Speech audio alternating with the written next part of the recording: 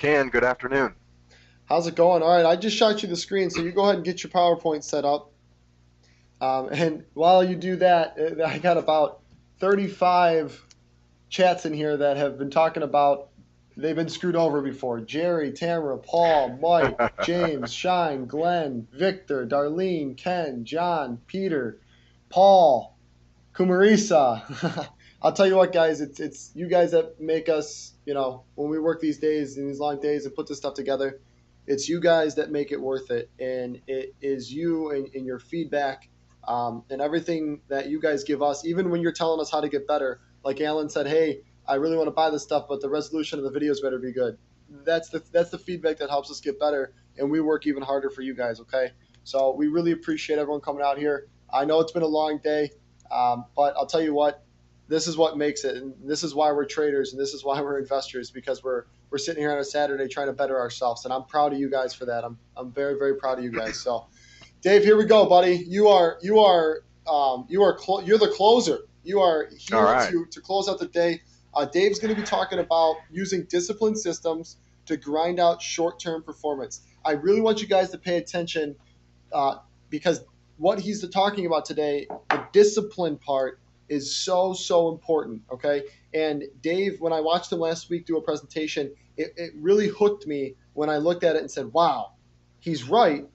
But I'm going to get my own way, and he's going to talk to you about that today and talk about the strategies that he runs on 6 different portfolios over at stateofthemarkets.com. He has them live on Marketfy, and he's also the owner and founder of Heritage Capital, which he runs a lot of money, and he employs these strategies for them as well. Okay, so this is not a guy who just talks the talk; he's walking the walk. And I'll tell you what, Dave is one of the most humble guys I know. I constantly tell him, I say, hey, you can tell people how good you are. You don't always got to be so shy about it. But he's one of those guys that rather let his work do the talking for him. So, all right, Dave, you finish us off today. Let's finish off with a bang, okay? And everybody, I got something special coming up at the end of the presentation to wrap up the day too. So stick around for that. But Dave, stage is yours. Let's do this. Thank you. Thank you for the introduction and the kind words. I'll have to apologize. I got a bit of a cold, so I will try and try and be clear throughout the whole thing. On the humble thing, Kyle, let me make one comment on that. I've been doing this a long time, and I can tell you for certain, a lot of people refer to the market as Mr. Market. I refer to it as Ms. Market or Miss Market or Mrs. Market because I know for a fact that Ms. Market has a baseball bat with every single trader's name on it.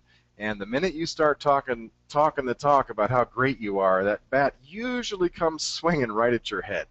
So anyway, let's go ahead and get started.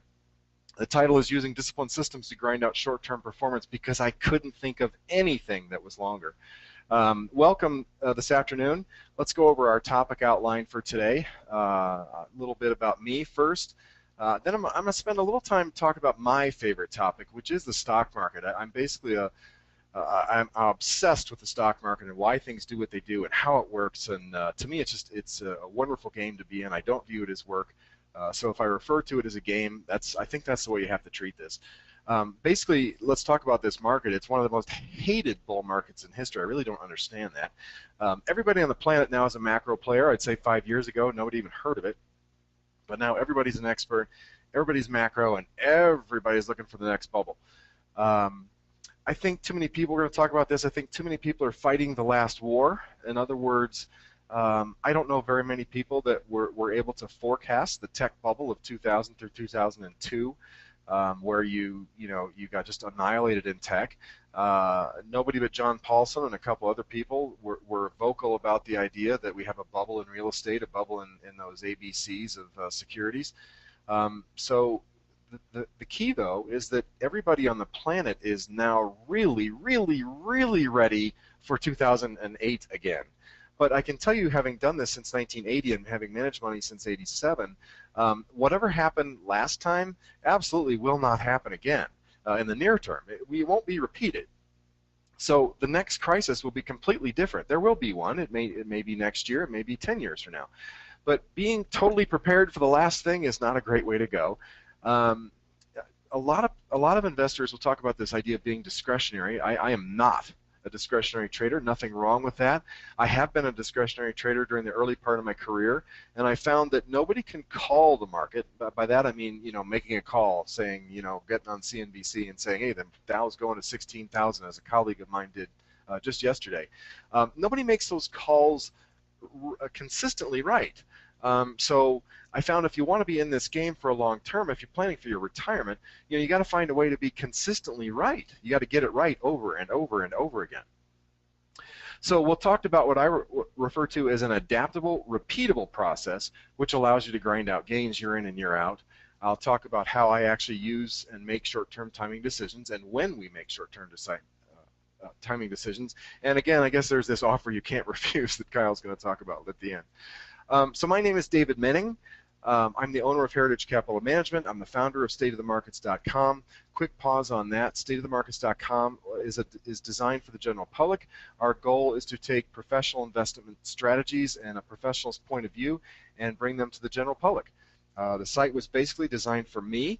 It's designed to provide everything that I need on a daily basis, all in one spot. So that was nice. I'm also the current president of NAME, which I'm guessing no one's heard of, because it's the National Association of Active Investment Managers. And no, they couldn't come up with a longer name there either. But it's a great honor to be involved with this organization. It's like-minded people who are not passive. They're not buy and holders. These are people who manage money. They're all investment advisors. So these are my people. I started my career back in 1980 coming out of college. I was recruited. I was an athlete, and the guy who I wound up working for felt that athletes made good investors and traders and financial people. So I flushed my computer science and economics degree and just started into the finance world. As a young guy in the finance business, it's really all about investments. My 20-something-year-olds don't need big tax strategies. They don't need big estate planning. They need their darn investments to work. So I gravitated towards the markets and began managing OPM, which is an acronym for Other People's Money, in 1987. And yes, timing is everything. We managed to survive the crash, and boom, we were in business. I founded my own firm, Heritage Capital Management, in 1989. I founded State of the Markets in 2005.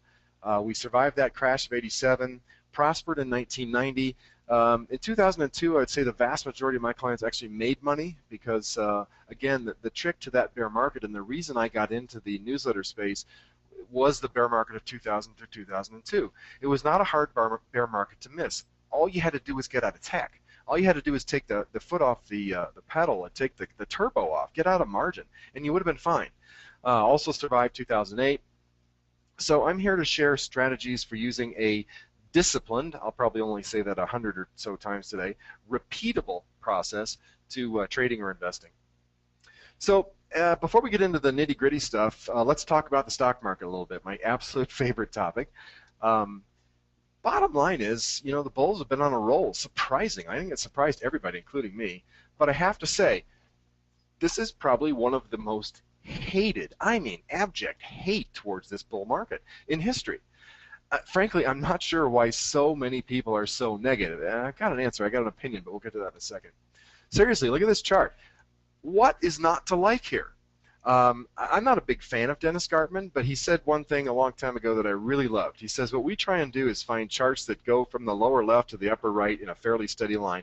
And frankly, folks, what is wrong with that line?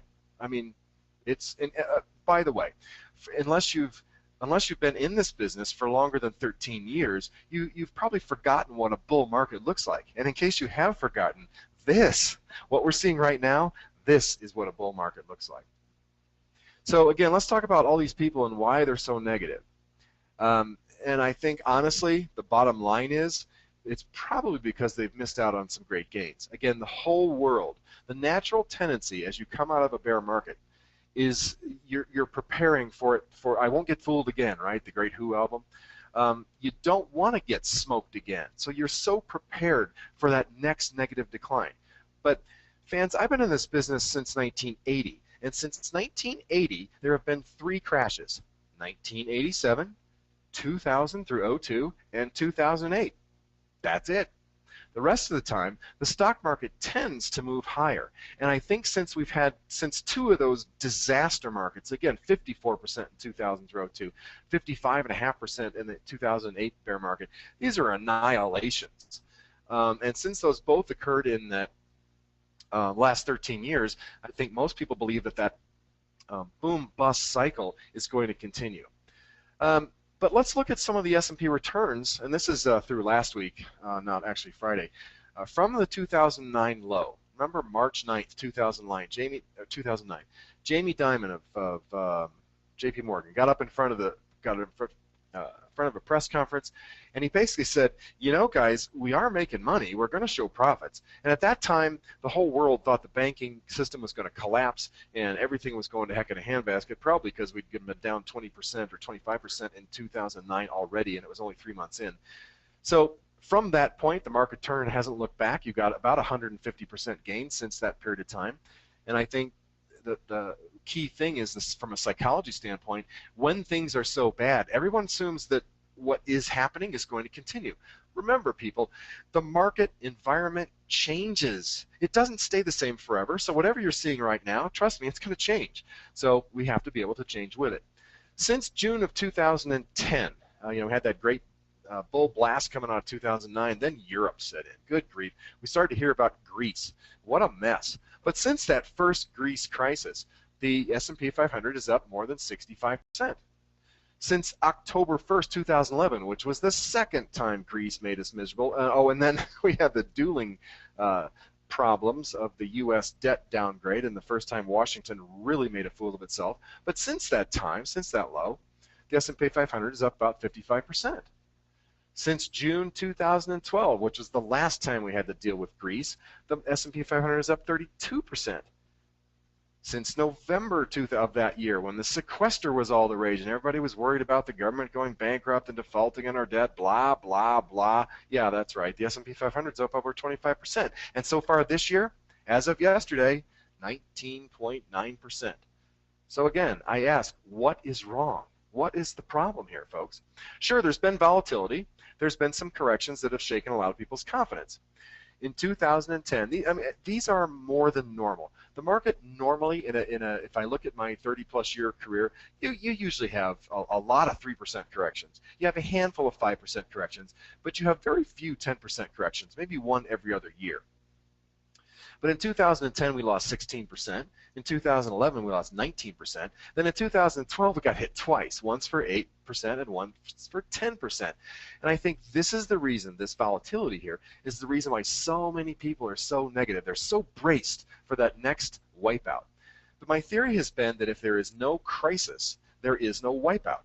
Remember, okay, in 2002, that was a valuation issue. We don't have a valuation issue right now. Valuations are fair. They might be a little over or a little under, depending on your point of view, but they're fairly valued. There's no bubble. We have no crisis at this point in time. We don't have a credit crisis. We don't have a debt crisis. So unless there's another crisis that rears its ugly head, we're probably not going to get smoked. But these corrections have kept people out of this market and made them miss a lot of gains. So yeah, it's been hard, but why do so many people hate this market? Well, here's my theory. Investors have become what I call macro-driven. Macro right now is just basically your global view of the world. Now, before 2008, nobody but the macro hedge fund guys played the macro game. But everybody in the world now is macro-driven. They think that if we're watching China or India, Brazil or Russia, Japan, etc., Europe, that's going to tell us what the stock market here in the U.S. is going to do. Wrong. Today, so many people believe that it's economics alone that drive the stock market. I'm here to say, from experience, there are times, indeed, that the U.S. economy and the outlook for the U.S. economy is the primary driver of the stock market. But I'm also here to tell you that there are also times that the economy has nothing to do with the market. The market drivers change all the time. So right now, what are we focused on, for example? Oh, that's right, the Fed. And next week we'll be focused on the debt debate. So you have to understand what's driving the market at all times if you're going to stay in tune. So just looking at, oh, the market, what the economy is doing, won't help you really at all with regard to what the stock market is going to do in the future, unless, of course, there's a crisis coming. And frankly, the current economic picture isn't so hot. The U.S. economy, I think the word tepid growth is probably the best thing we can come up with. Yes, it is growing, but at a, that's right, tepid pace. Frankly, honestly, this is the weakest economic recovery ever. And ever is a long time. And this is the funny part here, is this is even after they actually went in and the government went in and messed with the formula and included an IP, intellectual property, into the GDP. So stuff, the software and stuff like that is now added into our GDP. Songs are even added into our GDP to make the formula look better, make us feel better. But unemployment is still over 7%, and the GDP data this year has been, well, yeah, disappointing. And if you look around the world, if you're truly macro, you got to look around the world. Japan is a disaster and has been since 1989. It just implemented the biggest QE relative to GDP in history. Yeah, you think we're doing a big QE program and have been for years? Japan is, I don't know, 1/10 of our size, 1/20th of our size. Their QE program is almost as big as ours. It's astounding. Then in China, everyone is worried about a hard landing. Everyone's concerned about China, which is the world's second biggest economy and arguably the most important economy going forward. Everyone's worried that they're going to wind up in a hard landing or a recession. Well, come on. China's growing at 7% a year. Even if they fall on their face, they're going to grow at 6.5%. So I don't see how that's a hard landing. It misses the number, but that's not a crisis. That's just a slowdown in what is a wildly fast-growing economy. So I don't think we need to worry too much about a China hard landing.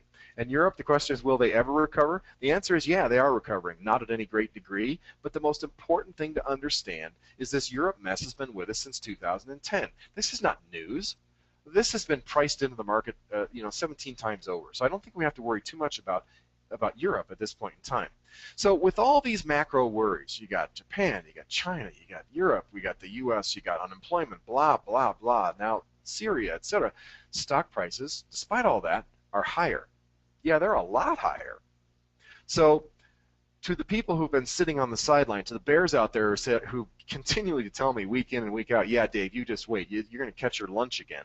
And again, I'm not a bull or a bear. I'm kind of position agnostic. My goal here is to make money, not be right. So their question is, what the heck is going on here? This stock market isn't acting right. It's not making any sense at all. Well, bottom line is, this situation, this year, this environment is why I prefer to use a discipline system to guide my decisions. Because frankly, I'm not going to get it right either. I did not come into 2013 saying, yeah, we're going to be up 20% this year, just you watch. No, I was worried about the sequester. I was worried about the banking system in Europe. I was worried about a lot of things. And yet, we're up 20%. The good news is that since I don't let my emotions guide my decisions or my strategies, that I followed my discipline systems, and we've got some very nice gains. You know, our big stock portfolio is up. I mean, our broadest base stock portfolio is up about 20%. Our insider stock portfolio is up almost 40%.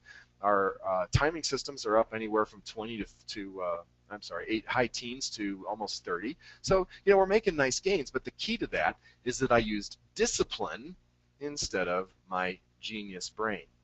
The bottom line is no one's been able to consistently call the stock market over any long period of time.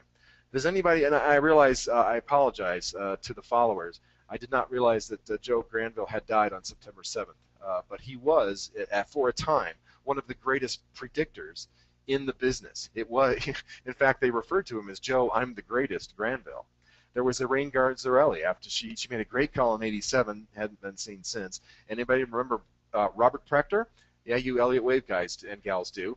But once he started yammering on about the grand super cycle and how we were going to go to $10 on the Dow, it kind of lost all credibility. And then more recently, how's John Paulson doing these days? Remember him, 2008, made all those billions of dollars for his investors by getting the short call in the U.S. market and the housing market right? Yeah, guess what? He made his big call and has been losing money almost ever since. And somebody that's been in the news quite a bit, Mr. Ackman, how is that J.C. Penney long working out for you? And more importantly, how's that Herbalife short working out? I checked the chart recently, and it's on quite a run. So my point is that making these big calls, sure, you'll get the headline. Everybody will love you, but you're not going to get them right for long. That's the bottom line. Too many investors, in my humble opinion, think that the stock market is all about being right, calling it right. But folks, it's not about being right at all. It's about getting it right. It's about making money. In fact, Ned Davis wrote a book entitled, it's a little book, it's just genius. It says, it's not about being right, it's about making money. So that's really what it's about. I don't really care if I'm right or wrong. Bottom line is I'm wrong every day. There's no question about it. I'll be wrong on Monday. No, obviously. It's what we do.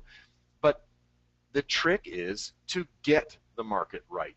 I may be wrong in my opinion. In fact, the last 3 buy signals that our systems have given, I have gone public in my office to my colleagues and saying, okay, go ahead and get your puts lined up because we're going long the market today. I think this is a terrible call. And you know what? All 3 of those buys have turned out to be great. So again, I'm not right, but I am hopefully continuing to get it right.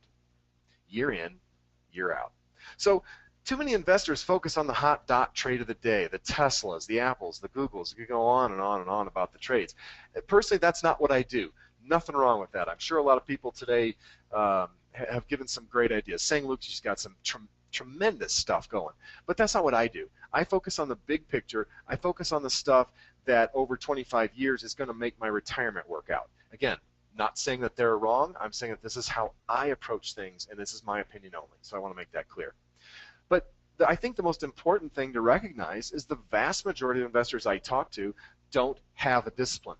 One quick story. I'll promise to keep it short. I have a client now. I had a subscriber who was a honest to God, a NASA scientist. He literally worked for NASA. He has a PhD in applied mathematics. This guy is a genius. And initially he became a subscriber on stateofthemarkets.com to our daily decision service, and he would send me notes all the time. Dave, did you think about this indicator? I really like it. I think it would be a nice addition to your system. And Dave, did you think about this or that or the other? And frankly, he had some great ideas. And I know that he developed several models because he was a forecaster for NASA. So he really had a great system. It was frankly better than mine. But I have to do what I know how to do. And about 3 years later, he called me and he said, Dave, NASA is restructuring. We're all going to become independent contractors, and our 401ks are going to be handed over to us to a rollover IRA. He said, would you manage the money for us? I said, sure, I'll be happy to, but frankly, isn't your system better than mine? He goes, yeah, I think it is, but honestly, I can't implement it. I don't have the emotional capacity to implement it, so I need you to do it for me. So sorry to make that long, but the idea is this game, if you're going to get it right year in and year out, it's about discipline. You've got to have something to lean on. And for me, that discipline is a quantifiable and repeatable strategy. So ask yourself this question, or a bunch of questions. Have you beaten the market since 2009? Did you get out of the way of the debacle, the disaster that was 2008? Did you get back in for the 09 and 10 run? Did you profit during 2011 and 2013? There's been some nice money to be made there. Have you profited substantially? Do you have a plan for the next correction? And what about that next bear market? Again, don't take this as me being rude. These are things I ask myself and my colleagues. We talk about this stuff all the time. We look at a year, we look at a period. How'd we do? How should we have done? Okay? So you have to ask these questions. And most importantly, let's ask this question. Do you have a strategy for success that is repeatable? And by this I mean Nassim Taleb, I'm not sure I'm pronouncing his name right. He wrote a great book. I haven't read the whole thing. I just need the title to remind me. It's over on my bookshelf. The title is Fooled by Randomness. Think about that. How many times have you made an investment or a trade and it turns out that you just happened to be in the right place at the right time? I had a manager for me who was just that way. He was very good at doing one thing, but then when the market changed and the environment changed, he was gosh awful because he did not have a repeatable process. He could do one thing and one thing only. And also, can what you're doing adapt to a changing market? That's really, really, really important because the markets are changing all the time. So the question is, how do we find something repeatable? How do we make it disciplined? How do we make it adaptable? Well, it's a three-step process. Number one, we have to be ready for the really big moves. And by this, I'm talking about 1998, 1999, 2000 through 02, 2000 and the bull that followed, the 2008 bear market, the 2009-10 run, the 2011. These big moves, okay? These are the moves that you absolutely, positively cannot miss. You can miss a 5% move in the market. That's really not that big a deal because it'll continue one direction or the other. You can't miss a 25% move in the market. So we focus on the really big moves. Yeah, I'm focused on the little moves too, but the bottom line is you've got to get the big moves right every single time. And you've got to be able to adapt to a changing market environment. Think back to the go-go days of the 1990s. Okay, what happens if you continued, or what happened if you continued to implement that pedal to the metal approach that was so successful in the 90s? What happened if you continued to do that into 2000? Oh, that's right, you got wiped out. So you have to be able to adapt to the environment and use those strategies that perform well in the environment that you have. Remember, you have to play the hand that you've been dealt, not the one that you want. And finally, we talked about this already, you need to stay disciplined. I believe there are times definitely that you can be long and strong in the market. You can set your position and you can leave it there for several months. We do this by letting our market environment tell us that things are positive. When that environment model, if you can think of it as a stoplight, when the light is green, we honestly can set the thing, get invested, set it, and go play golf for a while. There are also times that you should be short, and this is, think of it as the stoplight being red. And yeah, that's when the market environment model is negative. But there's also times to be on the sidelines, and more importantly, there are times when you absolutely need to focus on the short-term trend of the stock market. So that's really what we're talking about today, and I promise we're getting to it. The short-term trend of the stock market, there's really two parts to this. Number one, when do you want to use short-term strategies? Again, I don't think short-term strategies are recommended in all market environments. Second thing we're going to talk about is how to use short-term trading strategies. So let's start with the when. Bottom line, when the market is iffy or when the environment is neutral, that's when you want to say, okay, I can't set it and forget it. I've got to watch this. And the best thing to do is probably stay with a short-term trend following system. So when there is no clear trend in the market, you want to be short-term. When momentum is starting to wane, and I'm sure everybody on this webinar today can identify momentum. Lots of different ways to do that. I won't get into that today. But if you see your momentum indicators start to roll over or start to top out, that's when you want to stop setting it and forgetting it, and you want to get short term. When sentiment gets really extreme, when everyone is positive, when the Dow is going to 20,000 or when the Dow is going to 5,000, when everybody thinks the same thing, when you can go up to 5 people and they can all tell you what the market is going to do next, boy, that's when you want to start thinking about being short term because the world's about to change. There's also, you want to be short term when there are issues in the market. Think about the issues we've had to deal with lately. Anything related to Greece, Syria, Cyprus, blah, blah, on and on and on. There's lots of issues. So whenever the issues are controlling the market, that's when you want to be short term. It's when a trend change is about to occur, basically is what I'm talking about. All right, so that's the when. One second. Let's now talk about the how. How do we go about doing this? Well, several approaches. You can do trend following. I like trend following because there's a simple fact that price cannot deviate from itself. Price is the final arbiter. Price is price. It cannot deviate from itself, right? It is the bottom line. There's momentum. You can do mean reversion, which works really, really well in certain environments, lousy in a trend. You can do subjective, discretionary trading. You can use technical analysis. However, my problem with technical analysis is it's more art than science. 20 years ago, well, maybe longer than that, we used to make trend lines with pencils, and a ruler. You had to get out the Investor's Business Daily or the Wall Street Journal, turn to their charts, put your ruler on the page, and then draw your trend lines. In the early days, we had to calculate moving averages with a calculator and a legal pad. So today, everybody and their grandmother's got a charting package. So everybody's looking at charts. Folks, everybody's looking at the same thing. Everybody's looking at MACD. Everybody's looking at the reversion stuff. Everybody's looking at stochastics. You aren't the only one. You're not the only one that sees the 50-day moving average or the 18-day moving average. Everybody sees it. And something that everyone knows is really not worth knowing. So technical analysis is useful if you have a strategy that you can use and you can stick with it for long periods. But since we're talking about a market that is neutral or iffy, the bottom line is, cutting to the chase, over the years I've found that a trend following approach works the best. So that's what we're going to talk about. So why does trend following work the best? Well, in iffy environments, the trends change directions very, very quickly. and they usually catch people completely off guard. Think about January 2nd, 2013. What happened? Bam! Market jumps up 2% on the very first day. Why? Everybody was leaning the wrong direction. Everybody thought the sequester was going to cause the world to end, and it didn't. So they all had to go the other way. So the nice thing is a short-term trend following system will keep you in line with those trends when they occur. Why does it help? Well, markets react to news, events, and rumors. The overall goal here, the plan, is to be ready for the next major move. I don't really care, frankly, about whether I'm making money on the 3% trading range that occurs. I'm probably not going to, frankly. It's hard to make money in a 3 to 5% trading range. All I care about is being ready for the next big move.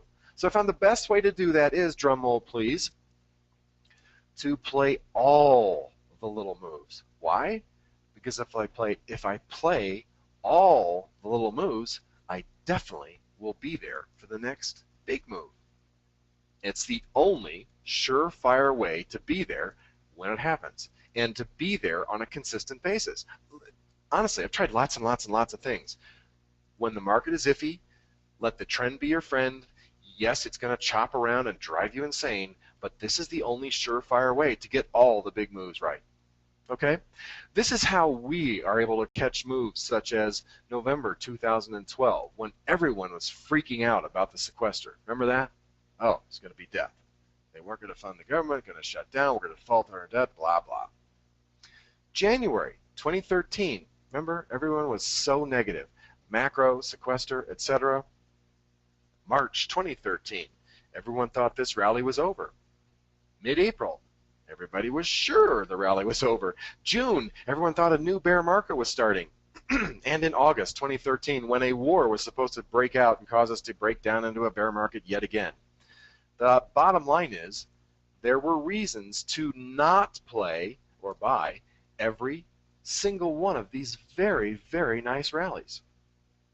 And yet, there were 1, 2, 3, 4, 5, 6 rallies that were very profitable and were very available profits. That's a terrible sentence. There were profits to be had. You just had to play the game. So here's the thing. Using short-term trend following means your losses are going to be small, but you're going to have them. You are there for the next big move, and you're there early. Very important. In other words, I thought you may have heard of this. You're going to let your winners run. You're going to cut your losses short.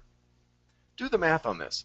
Do 50 trades, and I know this is an exaggeration, but let's assume we can average an 8% gain on our gains and a 3% loss on our losses. How's that work out? Well, I'll tell you, very, very well. So sign me up, right? But short-term trend following can be, well, frustrating. Look at the picture I've got there. This is perfect. Has anybody not had that emotion or that expression? The market's doing what? Holy cow.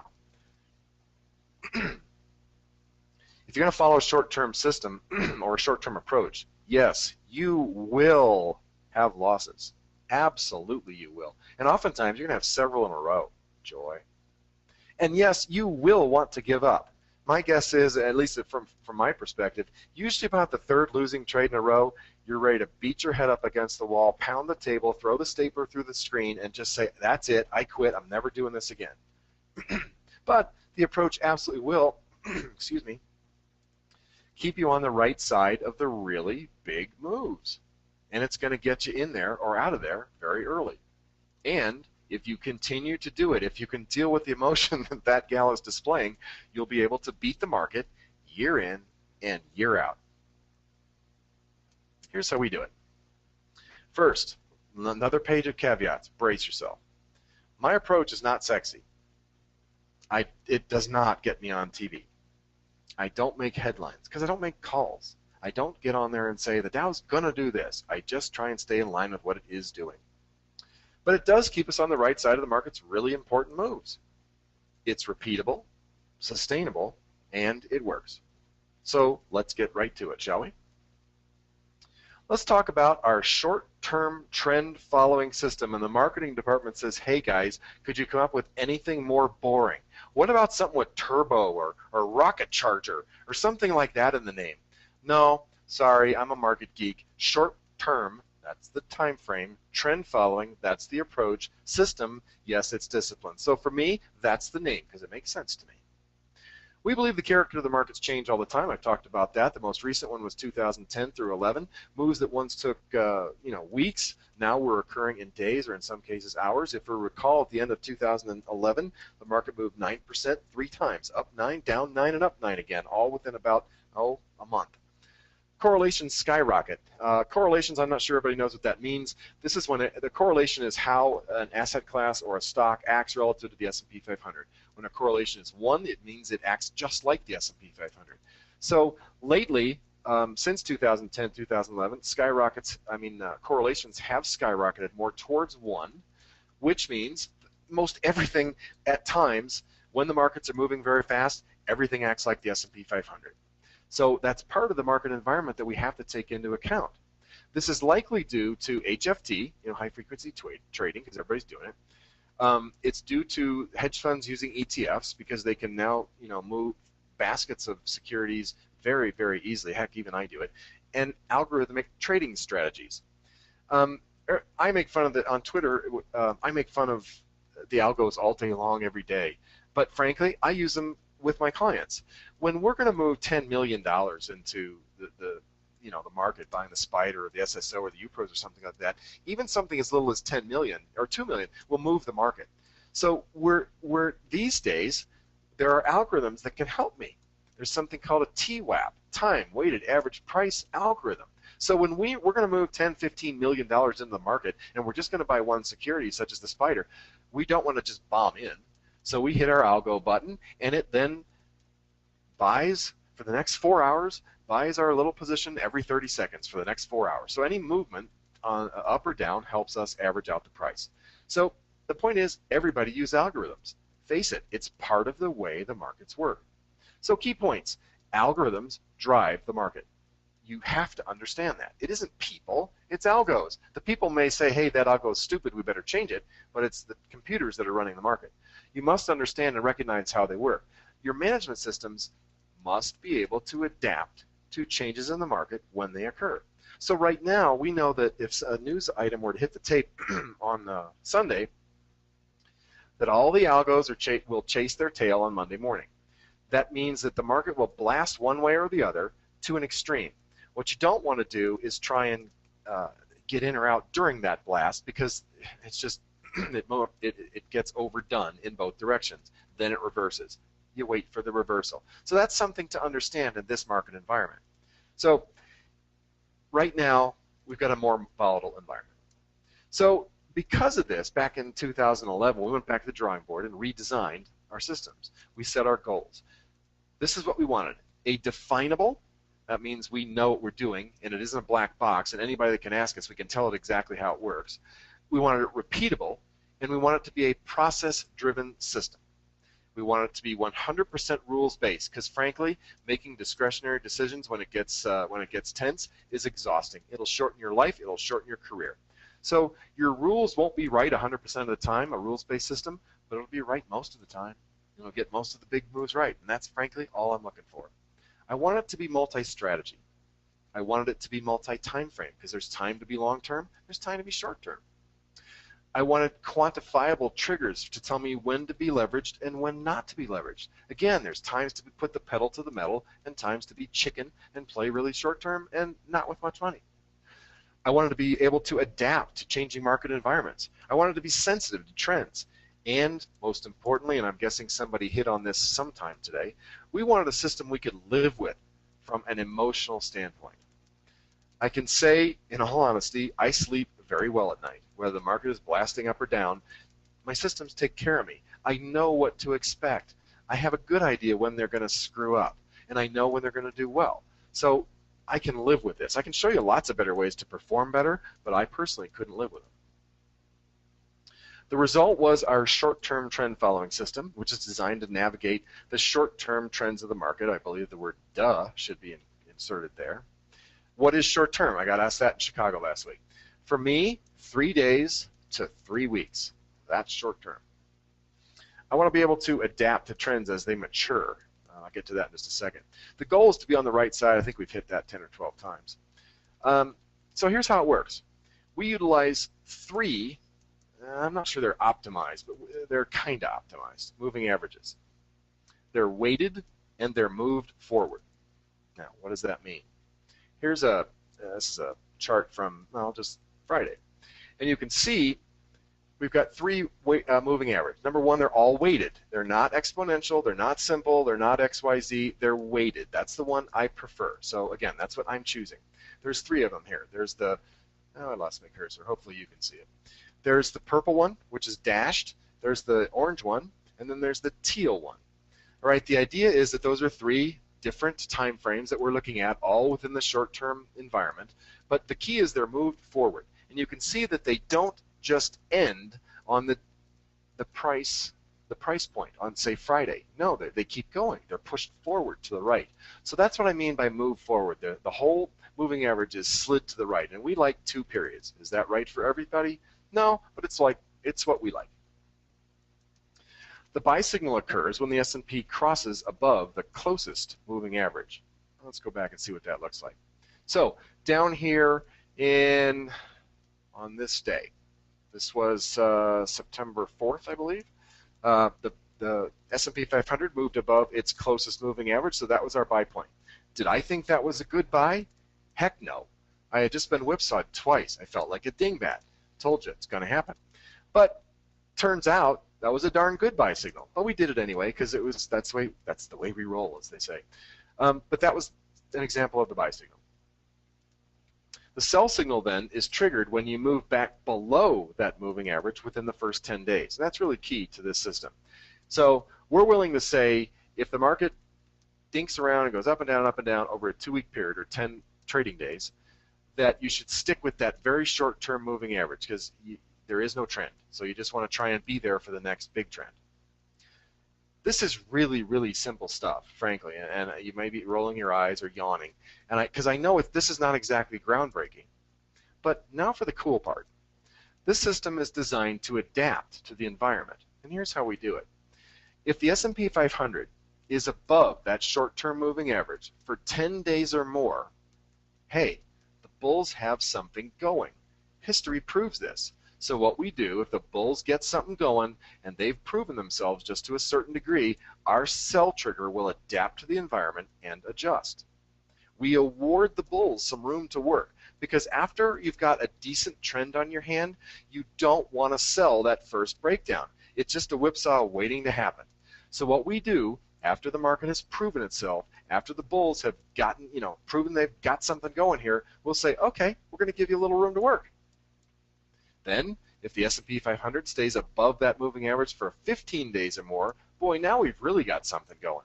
So we, again, adapt to the environment, we adjust the moving average, and lengthen it out once again. What's this look like? Let's try this live instead. So I've got, here's a chart of the S&P 500 going back to, this looks like January 2013. So here we had our buy signal on January 2nd, so we've got 1, 2, 3, 4, 5, 6, 7, 8, 9, 10. The market's been above this short-term moving average for 10 days right in here, right? So that means we give it a break and we give them some more room. 11, 12, 13, 14, 15. Now we've got, the bulls have really proven themselves, we've really got something going. And here's the benefit. Let's go up here. They got a nice rally on our hand. Bam, this day. If we get a sell signal, we would have sold out. But since we've adapted to the environment, we don't take that sell signal because at this point we're using this teal line down here. So first sell, ignored, because what happens? You sold the first day, you would have had to buy the second day, then you would have had to sell again, and then buy again. So by recognizing that the environment has changed, by recognizing that the bulls are on a roll, we just avoided 1, 2, 3, 4 straight whipsaws. This is the type of stuff, crap, that most people hate about a trend following system, the whipsaws, the unnecessary whipsaws. So what we try and do is adapt to the environment to eliminate as many of those whipsaws as we possibly can. Oops. Yeah, that's where I'm at. Sorry about that. All right, so we're back to the, hopefully, yay. So enough of the chit chat here. How has the performance been? I'm sure somebody's wondering that at this point in time. So let's look at our testing of what we did to develop this short-term trend following system. All right, a lot of numbers, right? But first, let me make a caveat. Back testing, the saying in my industry is back tests are bullshit. And to a certain degree, this is true. Because a backtest, if you expect the system to work going forward exactly as it worked going backwards, you're out of your mind. Because you know what? Life happens. The NASDAQ shuts down.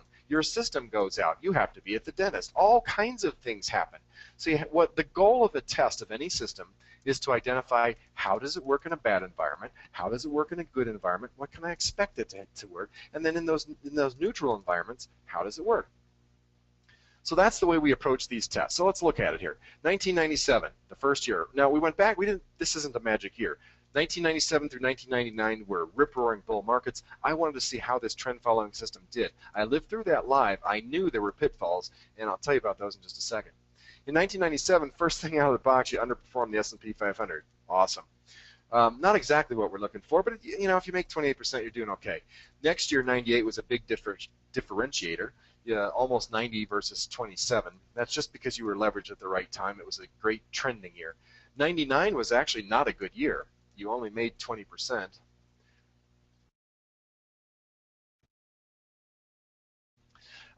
Which isn't bad because the S&P 500 made 19.5, but again, 20 is not a good year in 1999. So again, pitfalls, not a great year, good year.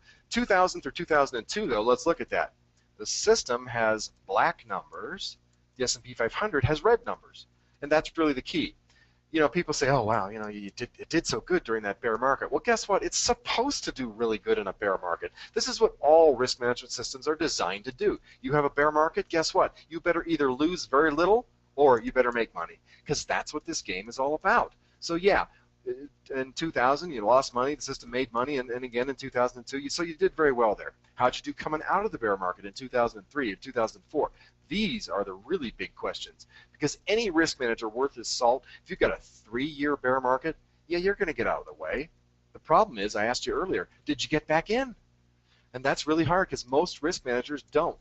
So in 2003, yay, the system gets an A because it outperformed, even though it was an up market. Next year, pretty good. 2005, I'm not sure you can see this. You think, well, that's not a great return. No, that's a really, really rotten year. Because basically, and I did look through this and did the testing by hand, got really lucky to make that 3%. You could have easily been down 6 or 7. 2005 was a miserable year to try and follow a trend. So it's important, before you run off and jump into trend following systems, it's important to understand what type of environment your system does not work well in. Anybody can look at the good years. It's the bad years where you just want to beat your head up against the wall. You got to know those are coming. 2006, okay. 07, fine. 8, 9, and 8, obviously you had to do well that year.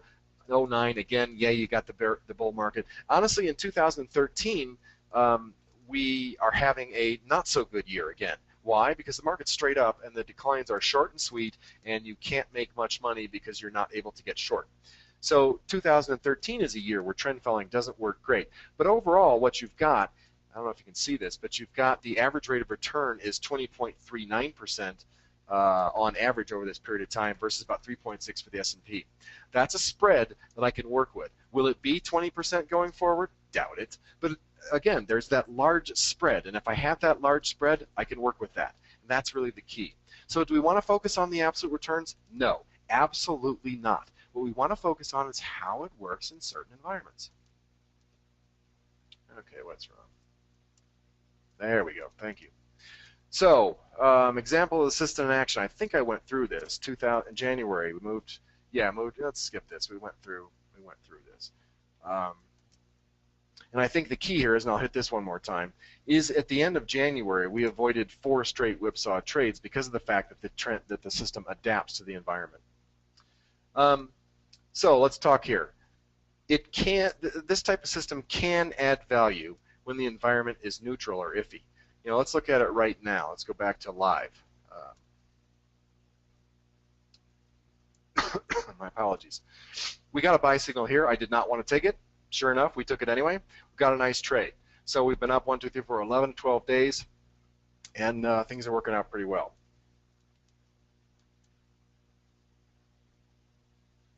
So it can add value. It lets your winners run.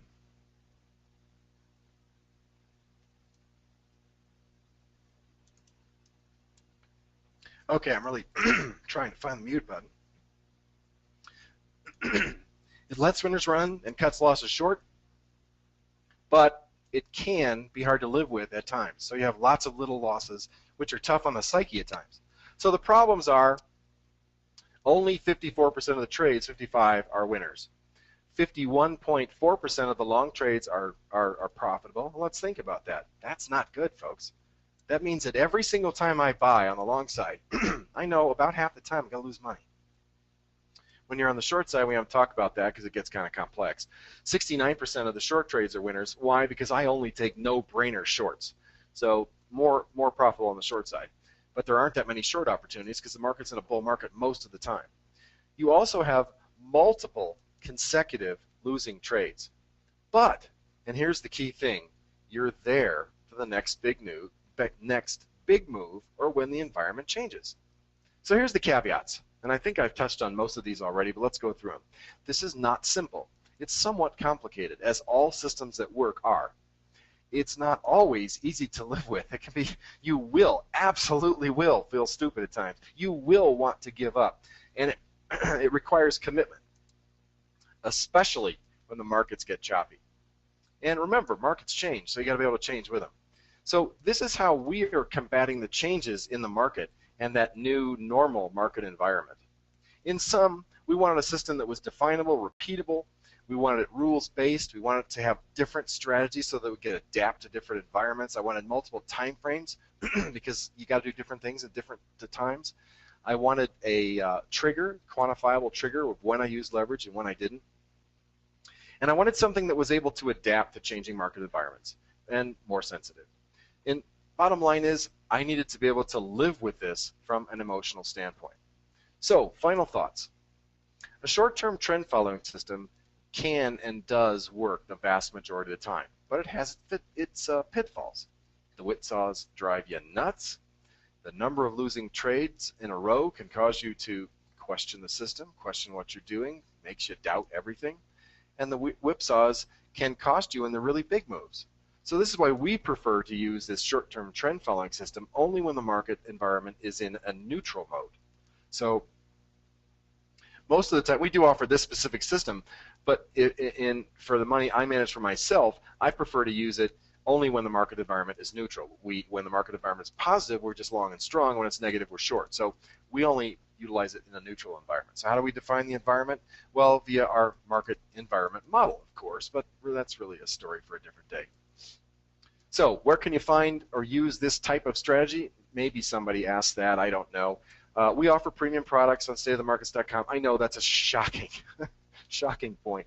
For pure trend-following fans, we offer the short-term market manager service, which employs the approach that we've been talking about here in this webinar, and that's designed for short-term. And then for those that are looking for a multi-strategy risk management system, our biggest service is called the Daily Decision. And if you want to take a look at those, go to stateofthemarkets.com, go to Marketfy, and look at the premium products. So that's my story. Thanks for listening. It is my sincere hope that you can take something from this approach and improve your results. I sincerely also hope that I have not lost you. Kyle, are you there? I am always here, Dave. Okay. Well, I lost part of the screen that shows me the control. So. No, you're good. You're good. And everybody, we also do, like I said, every presentation today came with an offer. And Dave is going to be sharing. So, today we talked about his trend following, and we talked about his strategies, and we talked about, how they work. But he's actually going to be sharing his top 5 ideas for Q4, okay, using these strategies and going through the actual the examples and giving you guys his trades in a live seminar. And the seminar is going to be on Sunday, September 28th. Okay, I just dropped the link into the chat, so check that out. It is only $19 for Dave's top 5 trading ideas. Okay, you're going to learn. You're going to dive deep into the strategy. You're going to learn exactly how he thinks. And I think that's so important in these things, is not just getting the picks, right? Because somebody said it earlier, give a man a fish, he'll eat for a day. You teach a man to fish, and that's another tool in your guys' belt. Okay, so I just dropped that. The Summit Special is $19. Make sure to check out that link. Okay, all offers are limited and they will be ending on Monday. Okay. Dave, I got some questions that I'd like to get to real quick for a couple Okay. of minutes. So we got a couple questions about your short-term moving averages and the numbers of days, and then also can you Sure. go over after that go over the point of how you also look forward as well? I had a question about that. Okay. The moving averages that we utilize, there are 3 of them. There's a 5-day, a 10-day, and an 18-day, and these are not magic. They've not been optimized in history. They're in my head. I know that that's what traders generally look at. I know the 18-day, well, that may sound strange. I know that's used widely across trading floors.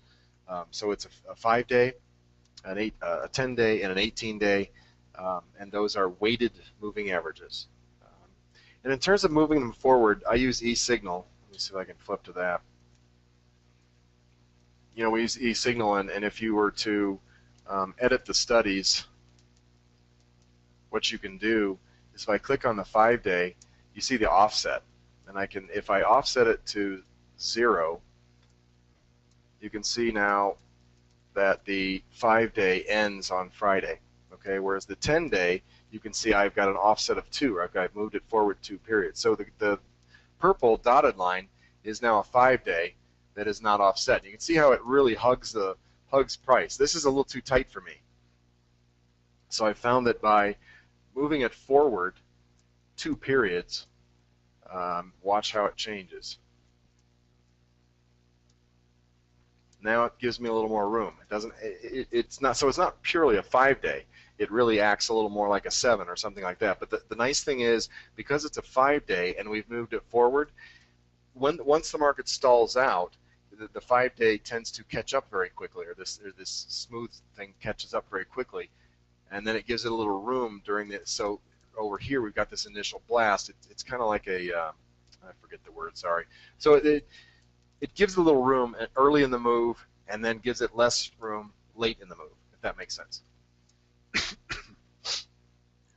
So that's the idea. Someone said I wouldn't throw a good fish out of my bed. That's I would have to agree with you on that one. Several people say they were fascinated with your adaptation of the strategies, and they absolutely loved it. Couple more questions about the M&As. I think we got that, but if not, let us know. GBONYO came in and said, outstanding. That was simple, not complex. His description of being complex. So great job, Dave. People love how simple it is. What markets does the short-term trend strategy trade on, Dave? I think almost any stock market. I'm talking about indices. I'm not sure. I have not tested this with individual stocks. The concept is sound. I just don't use it for stocks, so I want to throw a caveat out there. I think you could look at it. I look at it for any of the major indices. The S&P, the Dow, the Nasdaq, the Russell, mid caps, etc. So I think it works for that. I know that we use the similar approach for things like EFA and emerging markets. So most of the major markets I think you're okay with. It's just that I think if you get into individual securities, you might want to do a little more testing. So again, this is not, please don't misunderstand. This is not, I'm not saying this has been optimized and this is the absolute best system you can come up with. It isn't. This is something that I have found that works, and my goal for this type of system isn't so much to beat the market. It's really not that's really not what it's about. I'm looking for a way. The title of this presentation was a way to grind out returns. So this is a way to grind out returns. Sometimes, most of the time, you'll beat the market. Sometimes you won't, but you'll probably grind out returns the vast majority of the time. So it's kind of an absolute return approach to the stock market. You could probably apply it to multi-market and create a diversified portfolio, but we can make anything harder than it looks, right? Dave, do you shift the 18-day M&A after the bull has run 15 days? No, it's always shifted, always. Oh, I'm sorry, do we shift to? Yes. Yes. So after 5 days, if the S&P 500, we use the 5-day to start.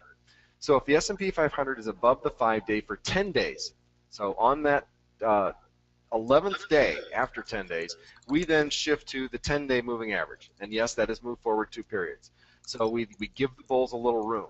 Then if the S&P 500 is above the 5-day for 15 days, it has earned more room. So then we switch to the 18-day. And to me, that's kind of long-term in this environment. So that's the strategy. Again, it's not science, rocket science. Just a way to stay with the overall trend most of the time, and then not get whipsawed quite so much. And everybody, I made a mistake on the slide here. The Sunday is the 29th, and so that's 9/29 is the seminar from 7 p.m. to 9 p.m. It will be recorded either way, though. So as long as you sign up, you will be getting a recording of Dave's top 5 trading ideas. So he's going to go in depth, explain the strategy on each, and then give you the ideas that he's looking at for Q4, which I think we all are looking for good trading ideas in Q4. Dave, it's historically the best. Kyle, it's historically the best period of the year. So, is it really? oh yeah, sell in May and go away, and then pick it up again in November. The So, Santa Claus rally, right? right, absolutely. About this offer, and this is from Paul P. Is he just giving us 5 ideas or teaching us a strategy? So, Dave's going to go over the strategy on each idea. So you're going to get both, okay? So you're going to learn not only what he's looking at for Q4, but also the strategy on each. So it's gonna act as a dual benefit there, okay? And I'm not so much a stock guy. I mean, we manage some pretty cool stock portfolios, so I'm probably gonna talk more about a couple strategies as well as a couple ideas. I mean, our insider's strategy is really nifty, so we'll talk a little bit more about fishing as opposed to just the fish. And everybody that came in, yes, all the webinars are recorded. We will be sending something out soon. I'll talk about that in just about 3 minutes. Alan asked, have you tried this on weekly charts for longer trades? Yeah, we do something similar for weekly charts. I prefer, what do we use? Weekly we use 10 and 27, believe it or not, and we do move them forward. Not exactly the same strategy, but again, you want to look at different time frames. On my screens, I have 6 of them. 3 of them are committed to the markets. I have a 1-minute chart to see when the algos hit and HFT, the daily chart, and then I have a weekly chart. So you need to, especially in individual securities, you need to see how that thing is acting on a weekly basis to make sure you're not buying into something, like a Tesla that's wildly overbought, and maybe you don't want to buy for a long-term trade right here. And Dave, do you trade a little bit of stocks, usually ETFs? Do you ever trade options? No, I don't, and that's because I guess I'm a simpleton. My first option trade, Kyle, was on October 19th, 1987, which was the crash of 87. My partner and I decided that we would buy call options at 2 p.m. Central Time. Market then proceeded to crash, looked like idiots. We doubled our money the next day, sold it, did it again, doubled our money again 3 days later, and then spent the rest of the year proceeding to give it all away. So options is a game that requires, I think it's a full-time job, and the thing to understand is you can get the direction of the market right with an option or the security, but your timing, if you're off by a day or two, you still can lose all your money. And that's, for me, I'm not trying to produce 1,000% returns. I'm trying to get the majority of the gains out of the market. So it's just not something that I personally am comfortable with, because it's an entirely different world. You have to know all about those deltas and all that good stuff. And yes, I can define them in that. It just I think it's a full-time job is the point. All right, guys, a couple more questions here. We got a bunch in. John W.S., does the system take precedent over news? Yes, unless there is a 9/11 event where it's obvious. The system is the system, and you run the system. My son works for me, and he's worked for me for 5 years now, and it's really wonderful. His primary job is to say, "Dad, just implement the system." The system works, stick to it. The system works. I can hear Don saying that. Don is Dave's son that works with them. I had somebody come in and ask, does the seminar result in a monthly subscription? It does not. So you'll buy the seminar for $19. There will be an offer for you to actually get a trial to his newsletter. If you do that, that'll be a recurring. But you can also just email us and ask us not to reoccur it for you, and we'll do that for you as well. But if you buy the seminar, just a seminar, nothing will renew, and you won't have to worry about having to cancel anything. So the seminar will just be a standalone for $19 by itself. I got a couple people that are asking for the link one more time. I just put it back in the chat. so you can find it there. All right, Dave, that's going to be it for today, buddy. I really Great. appreciate it, man. You did a fantastic job, and Thanks. you Had fun. just keep getting better and better. And I really appreciate you coming out and taking the time on your Saturday, as I know you can be spending it with family, but I'm glad you took a chance to talk to us today. Thanks. I enjoyed it. Thanks for having me. All right.